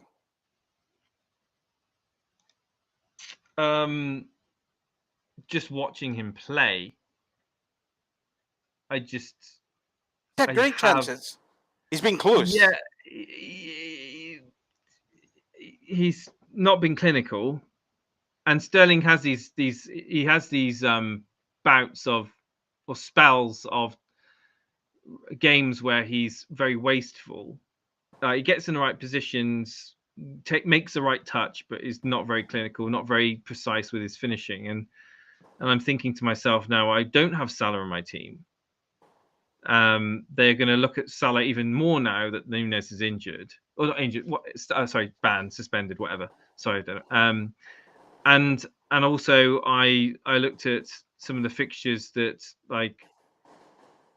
are coming up for Brentford as well. So I looked at my overall team and I thought, well, the money that I can save, from Sterling, where else could I put it in my team, and how balanced could I make my midfield? And if I've got De Bruyne in my team, Sterling in my team, what can I have alongside Haaland? And the way I went with was basically going with a cheaper attacking lineup of Tony and Jesus, and then giving me the ability to have downgrade my defenders to bring in Salah to occupy that midfield slot as well, to give me that coverage for Liverpool without having the likes of Trent or Robertson in my team. The things with Sterling is, if I own him and he goes crazy, it's great because it's differential. But if I own him and he blanks, it's like a lead balloon, and I'm just sinking and sinking and sinking. And the risk versus reward at this stage, the reward of the risk of keeping him outweighs the reward of him scoring, in my opinion now, because I've kept him for these weeks, and it's quite apparent that I can use that money elsewhere. And I've wildcarded already, and the team that I've got the differentials, but this time the differentials, okay, yes, there's a lot of people bringing Tony in now, but I still think Tony is a differential. I think De Bruyne is a differential. Those two will, in my opinion, outscore Sterling quite considerably over the next 4 to 6 weeks. Obviously, I understand what you're saying, but I don't know if I trust Chelsea that much at the moment. I mean, I agree with you, but it was just, where was the confidence? Where did it go? Because you previously said it was the same. Yeah. But I also previously said that I was confident that United would start the season strong, and I brought Dalot in, who was shining very well in pre-season. I was very happy with his performances in pre-season. I was excited to see him go forward, which he has done, by the way, in the Premier League. But unfortunately, it's all very well going forward and putting crosses in and trying your best. But if there's no one there to actually do anything in the box, then it's a waste of time, right? So, and also Rashford has been I was confident that Rashford at 6.5 could be a gem this year, and obviously we've seen that is not to be the case. United have just folded essentially. So I was wrong about Dalot, I was wrong about Rashford, and I think I'm wrong about Sterling. And it's about admitting that you're wrong with decisions that you've made, and being at peace with them, and saying, right, I was wrong. I shouldn't have done that. I shouldn't have brought him in. I need to make a change. And I've done but that. is 2 game weeks enough to say that you're wrong? Because this was your previous argument as well. Well, yes, I think that I could have waited one more week. However, I looked at my team, and I have no confidence in Manchester United. So I had to get those 2 players out from Manchester United. Yeah, I think shouldn't go back on Man United talk. Yeah. But... No, we shouldn't. But this is probably what sparked the wildcard decision in my head. I'm just trying to give you the idea. So that was So if I quickly go back to show you my team exactly how it kind of panned out this weekend. The disappointment was obviously in Dalot and Rashford, but also I was frustrated with Saka, because I've seen watching Arsenal, Saka's not been involved really in that final third as much as I would like him to be. And obviously Martinelli is just outshining everything. And Martinelli and Jesus seeming to be working up this great partnership right now in that Arsenal team. So I was thinking, you know what? Am I being stubborn at this point, just holding on to Saka? I mean, or am I just being impatient by transferring him out? So I kind of weighed up my team, and I thought, you know what? I just don't think I'm using my funds appropriately here. I need to, and I was really happy with DS. Don't get me wrong, I'm really happy with DS. But the decision for me was really the eye test on the players. Sterling, Saka, Dalot, Rashford. Wasn't happy with them. Mendy, I could look at changing and freeing up some extra money as well for a keeper that can give me probably better returns over a season, you know, for that squeezing that 0.5 out of them. So I think that, you know, looking at my team, it did need at least 3 or 4 transfers. I didn't want to take the -12, the -16 that was necessary, you know, to get all the players out that I wanted out. So I thought, you know what, I'm just going to hit the wild card a week early. I was planning on wild card in game week 4. I'm going to wild card in game week 3. So that's basically where I finished. And this is where I am now. So Salah Salah to be in my team. Yes, I'm kind of going against what I was saying. Like, you don't need Salah, and it's not final, to be honest with you. And I kind of what Steve-O was saying about having no Spurs, I kind of get what he's saying, and this is why I'm saying, like, I don't need Salah. I don't need him. I can get Tony out. I could get Kane in. I can bring in back Diaz in, and I've got that Spurs coverage in my team, you know, that I would like to have. And I could keep Diaz, who, in my opinion, is showing class within that Liverpool team. The goal he scored is brilliant, and I could bring in you know, the likes of Zinchenko or don't bring Zinchenko in again because you've already sold him. You've already made these transfers, right? Haven't you? Oh, I can't do Perisic. Can I? Never mind. It's a shame. Yeah, I did. I sold him. Yeah, so it's fine. Yeah, so if you bring him back in, you've lost money in a sense. Because you bought him originally for his original price, and then he went up in price, and then you sold him. So now to bring him back well, in, yeah, but I've got I mean, I don't really give a shit about that, to be honest with you. I've got the 0.2 in the bank. I'm not really going to lose sleep over that. If I decide to go with him, I will just go with him. If anyone's listening, you want an optimal wildcard, pull it as early as you can, and then target the players that are going up. You might be able to catch it. But I looked at the likes of Trippier as well. I mean, his fixtures are mixed. You know, a bit dicey, but I could play the likes of Nico Williams in game week 3, and then play him against Wolves. And then they've got the best defense currently.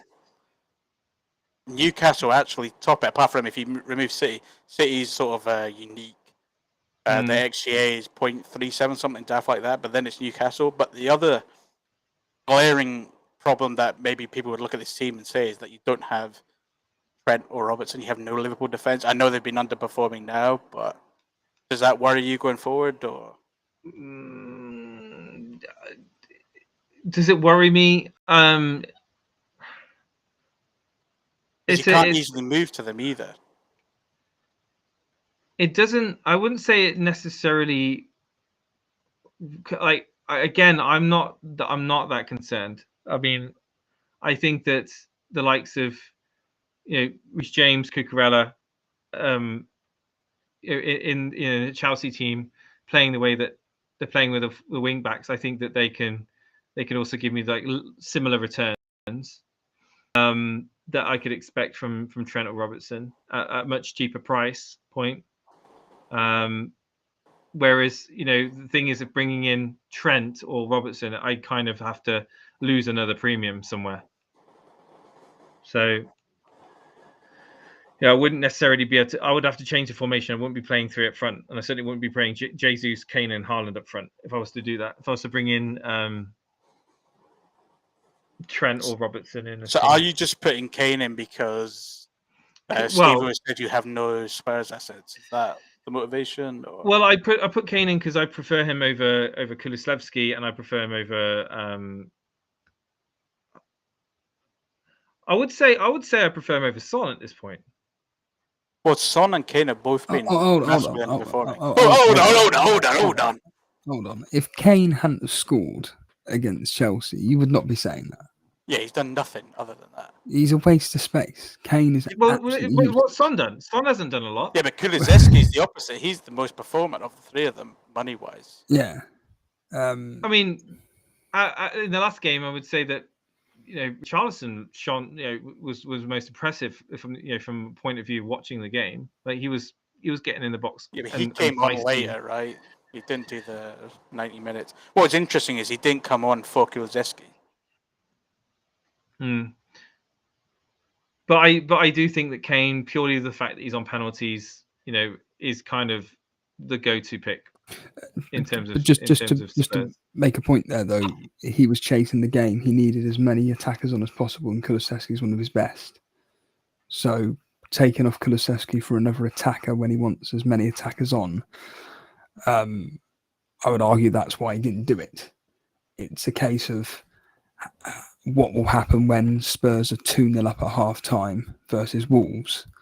It gets to like the 55th minute. That's when Conte is going to be like, do you know what, let's give Richarlison a few minutes and then we can work out who's going to be coming off the bench when they're 1-0 down, chasing the game or whatever the circumstances were. He ain't going to be taking Kulusevski off. He's just going to throw on his attackers. In fact, Brew there is agreeing with me, and Brew is a Tottenham fan.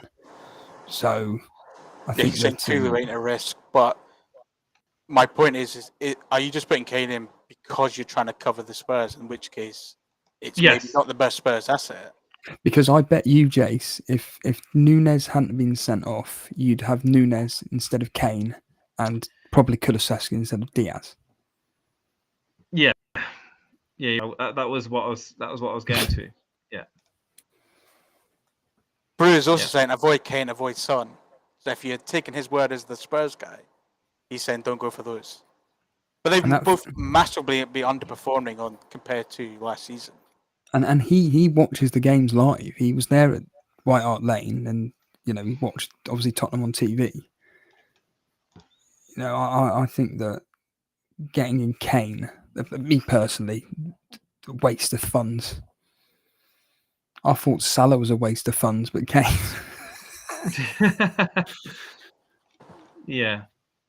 Well, if I was to do that, then I could bring in Tony, and I could look at playing a 3-4-3 formation with the likes of Trent or Robertson. I could bring in Robertson instead of James, for example. Is Robertson? Yeah, 7? but I wouldn't be getting. Yeah. I wouldn't be getting Robertson for Reece James. No chance. Well, that's the only way I would bring him in. That's the only way I could get him. Yeah. With their team, the kind of the setup of team I've got at the moment. You can't get Trent in at all. Yes, I could actually, because I don't need the if I play in a 3-4-3, I don't need the extra money.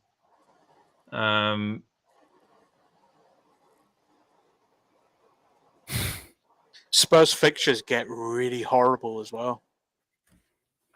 So I mean, if this has got to last you until game week 12, I'm assuming you've got some idea of maybe Wade want to move some of the players, but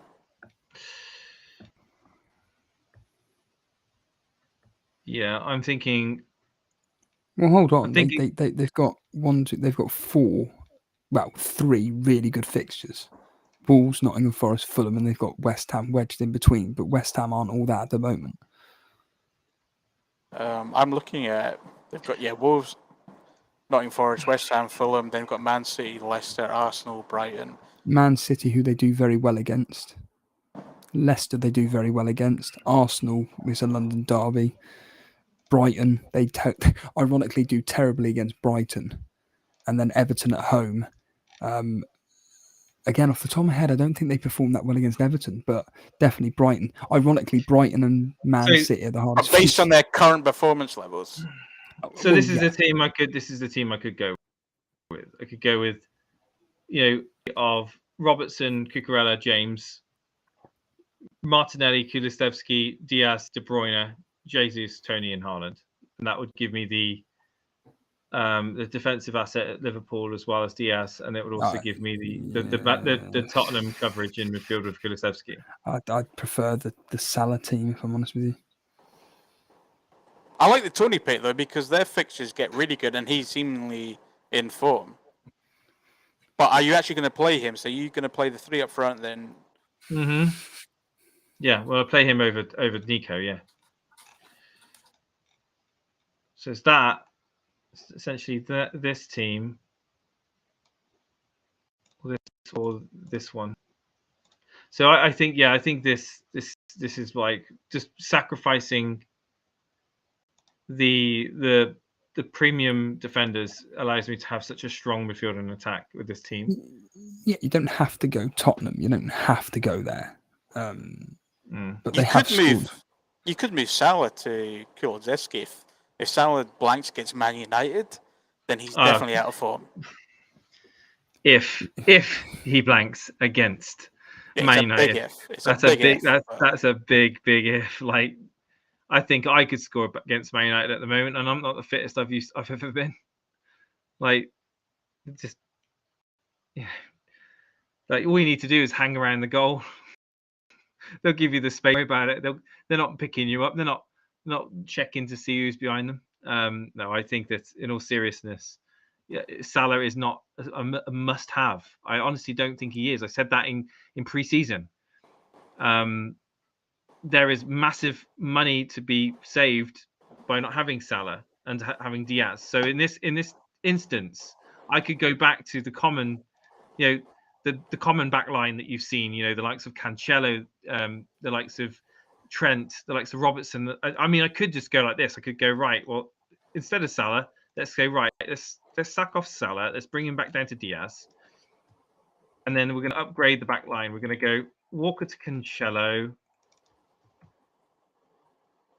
And we're going to go, say, Saliba to Trent.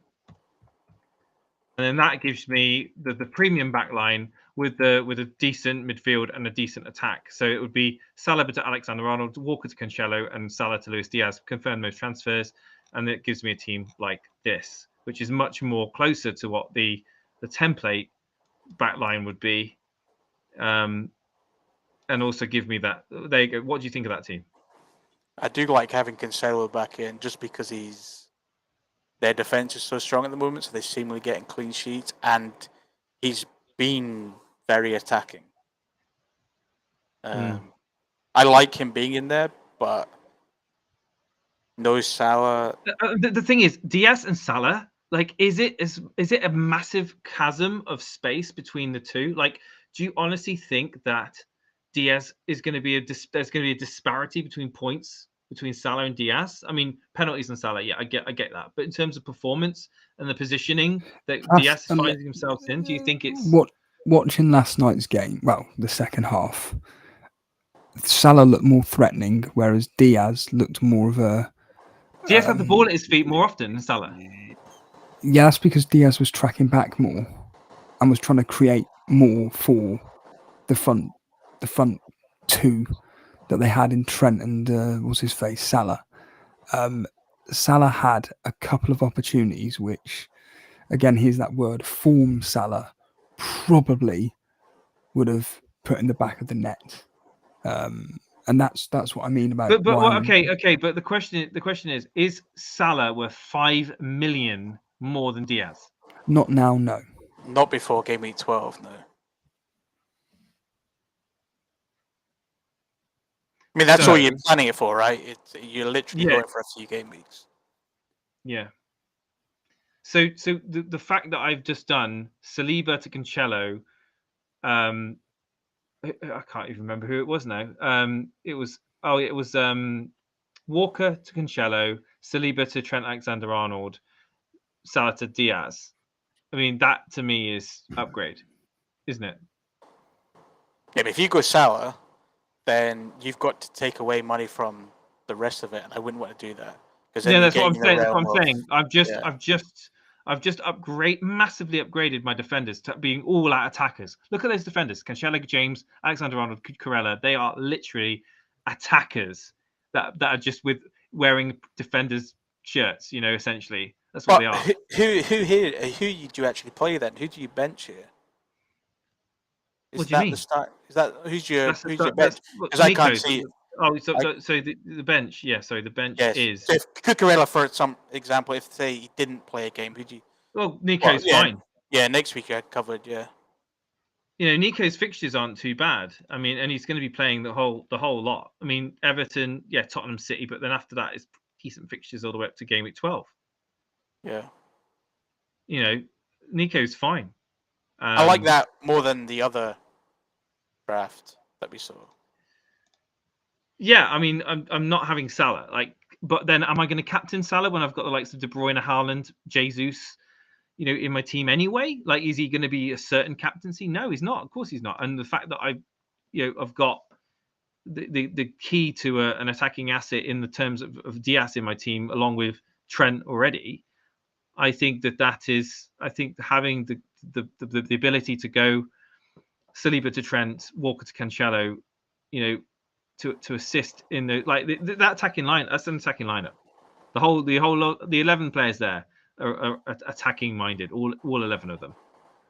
Oh, okay, sorry, all 10 of them, bar Sanchez.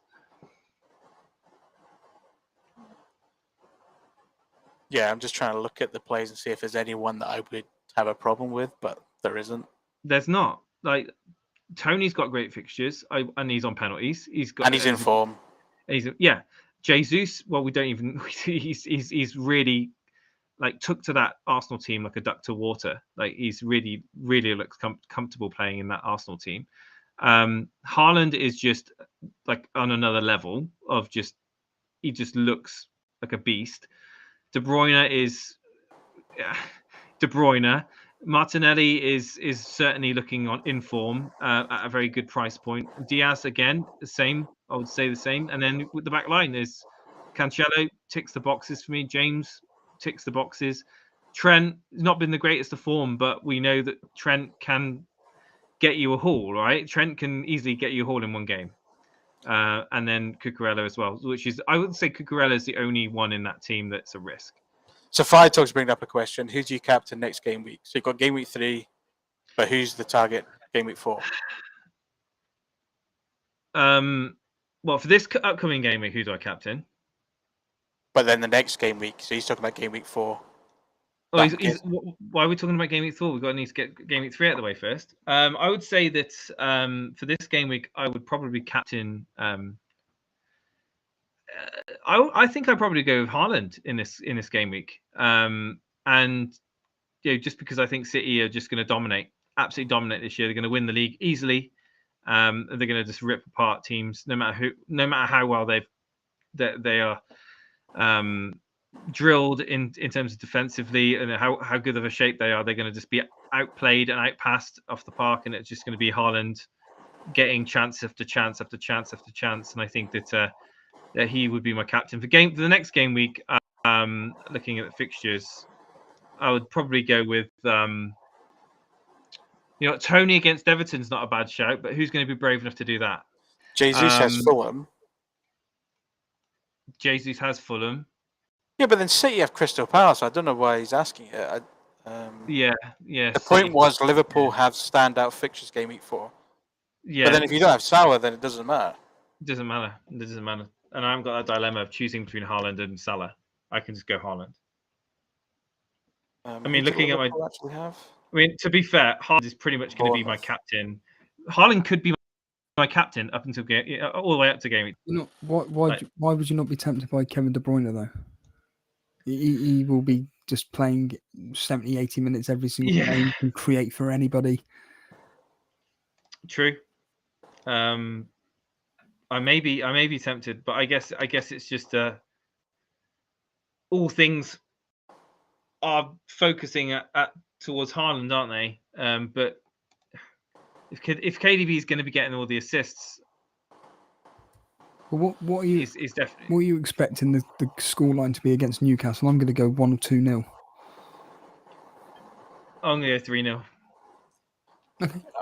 I think it's going to be lower, close to what Sivo says. But also, it's a nice problem to have because they're both pretty. Well, Haaland's the EO pick, but if you captain him, you're kind of safe. But then you've got De Bruyne for the points. That's enough of a differential right now. Still the masters of going for Salah, and still some people want Son.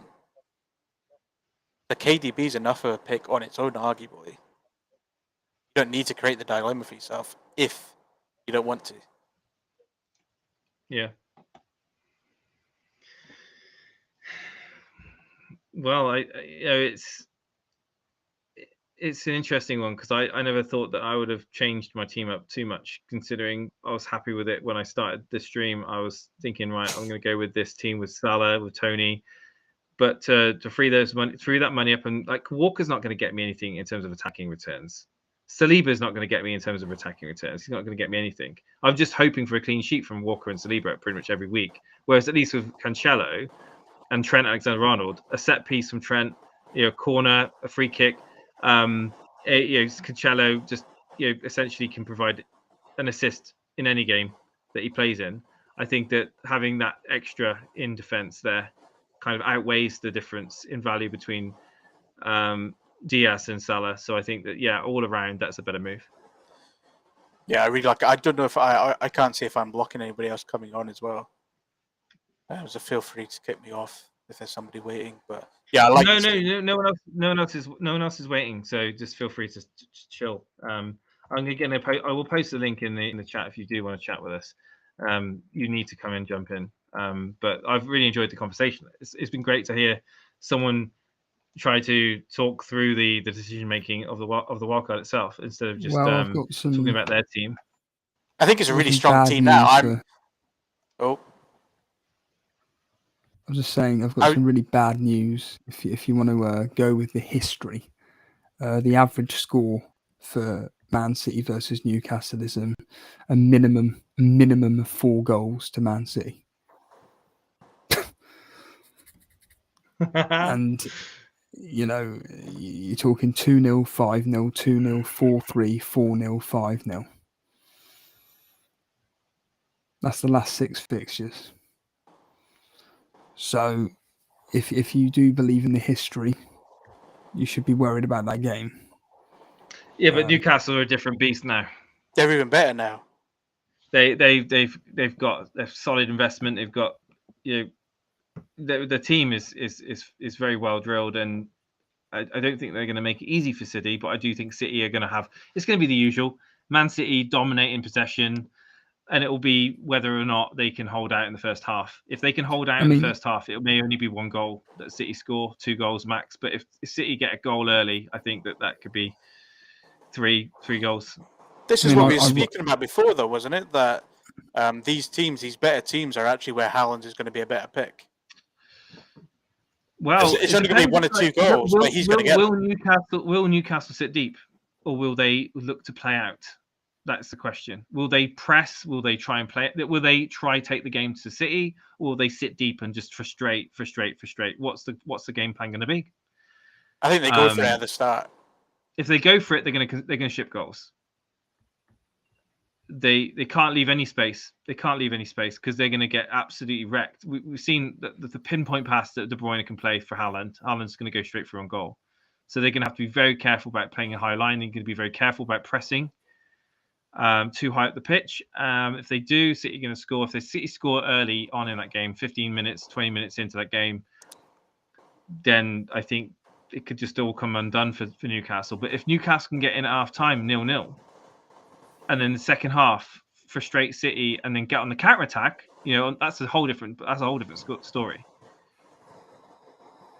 It all depends on what mindset that certainly what the game plan is going to be against City. How do you cancel out Man City with Haaland and De Bruyne? That's a big one. How do you defend against Bruyne? How do you defend against De Bruyne? Sorry, against Haaland. Like, he's physically just a powerhouse. He's fast and he's clinical. Like, he's everything you want in a striker. You're going to be putting your centre backs on him. Both your centre backs on him. And there's going to be space. There's going to be the space to the likes of Mahrez, Foden, Gundogan, KDB to get in, and I just think there's going to be goals in it. I really do. But Steve-O's right. KDB could definitely be the one that people are ignoring right now for Man City, or just overlooking. I think people are overlooking full stop. I would right now. I'd be taking KDB over Salah. Easy. Yeah. So even though you're saying it's going to be a potentially difficult game, you would still go for KDB over Salah. Yeah, because he's the most creative midfielder, not just for Man City, but in the world. He just pings balls left, right. Oh, so you're a City fan now. He's a City fan. So, well, I'm a Kevin De Bruyne fan, and every time he's on the ball, he's always looking for that runner. I think anyone that loves football enjoys watching Kevin De Bruyne play. Yeah, of course, yeah. And I would expect coming out of Newcastle game an assist from KDB. Like I say, I think it's going to be very tight 1-2-0. I'll be predicting 2-0 if I remember to put the predictions in 2-0 to Newcastle for definite. But for me personally, I'm just still sticking with that Salah pick. But for someone like yourself, who, if you are thinking of going with this wildcard team with no Salah, Man City heavy, you've got to go with the quote safety pick in Haaland for captaincy. Well, we'll see if that is the safety pick.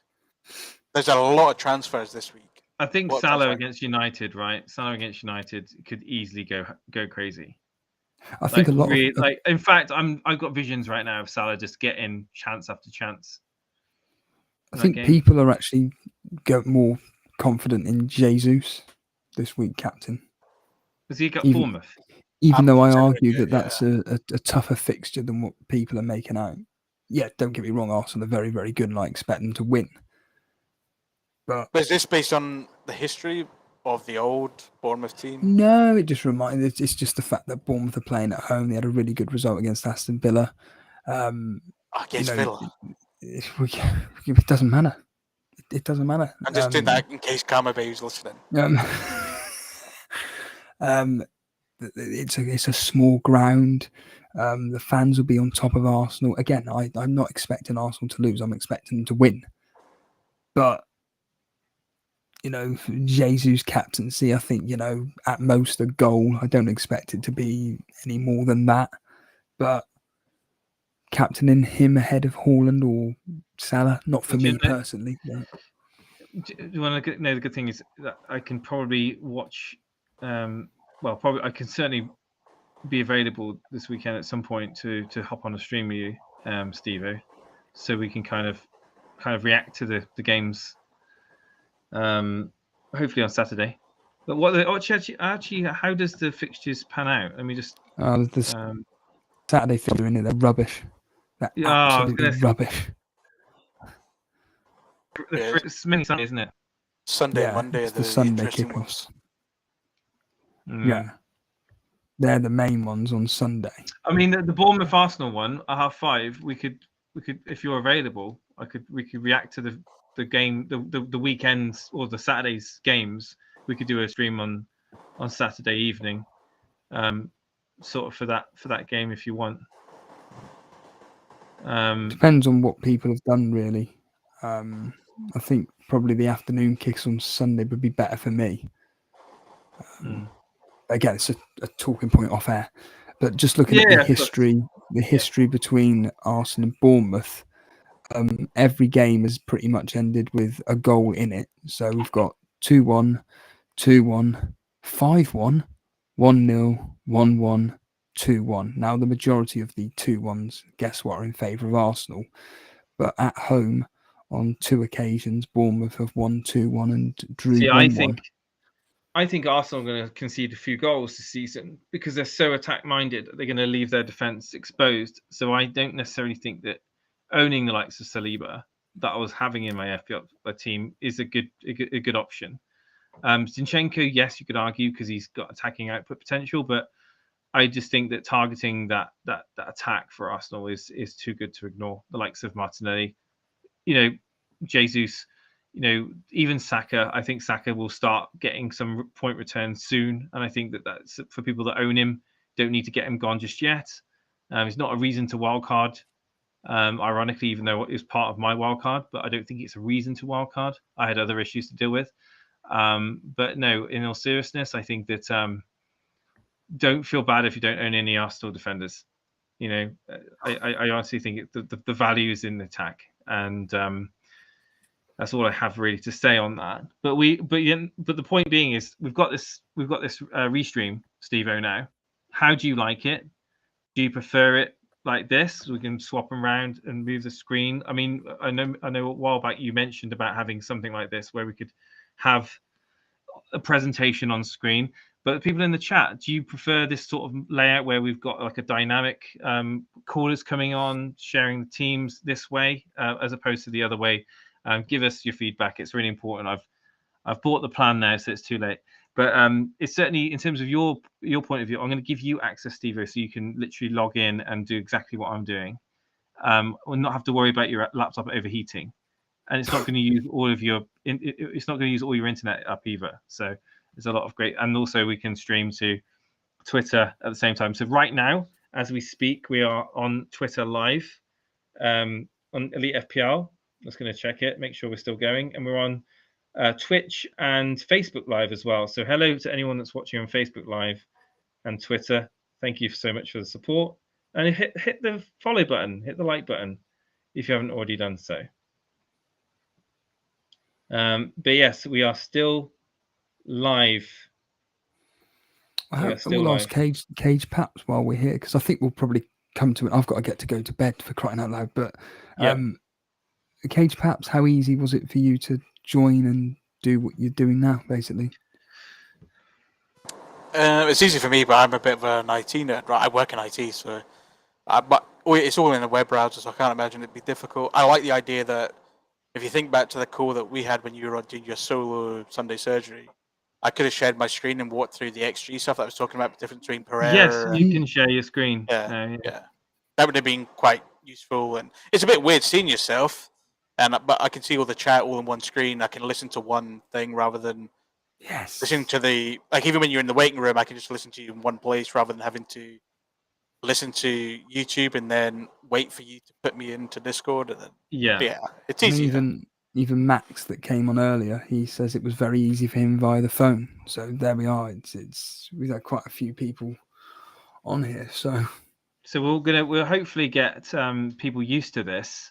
And when you see the restream link that's shared in the chat or on the Discord, just jump on in, guys. We very much value your input. We look forward to hearing your thoughts. And tonight's been about my wildcard, but we'll certainly react to the action over the weekend. Steve-O's yawning. He's giving me a hint that he's tired. He wants to go to bed. I want to go to bed. Also, I think we'll just close it at saying thank you for your support, guys, and we'll probably see you. Steve-O, what's your predictions going to be on Thursday, Friday? Going to be members, right? Yeah, there's going to be a video premiering. So it's if you remember, you'd have seen it already, but there's a members video I put up today that's going out tomorrow evening at 8 o'clock. I'm going to be scheduling it for, and then it'll be the preview show, I'm guessing, Jace, on Friday if you're available. I don't know if you'll be available or not. I'll try to be, mate. Yeah, definitely. I'll try to be. Saturday, I'm definitely not doing the football because I think I would rather pull my eyes out over the 4 games that are being played at 3 o'clock. They would drive me insane. I have no interest in any of them whatsoever. Bournemouth Arsenal, depending on what happens in that game, me and Jason may do an impromptu stream, but definitely over on Sunday. Sunday could be the day, Jace, that we look at Newcastle, maybe Newcastle Man City, but we'll keep everybody posted what's going on. Yeah, I want to say everyone say goodbye in the chat. Everyone say goodbye and like the stream. We'll be back hopefully Friday. And Steve-O, in the meantime, I'll give you access to this so we can kind of get it so you can stream on your own and bring on callers too. All right, man. Thank you so much, everybody. Here we go. See the comments. Like and subscribe. Like and subscribe. Oh, but that's the thing I was going to say, that when people push their little images or the custom emojis, they don't show up. But I think they maybe will now that you've put them in the side of the screen. So there we go. Look at this. There we go. The chat's here for all to see. This is better, isn't it? This is better. Yeah. Anyway. Yeah. Let's go to bed. Good night, everybody. Cheerio. Night all. Goodbye.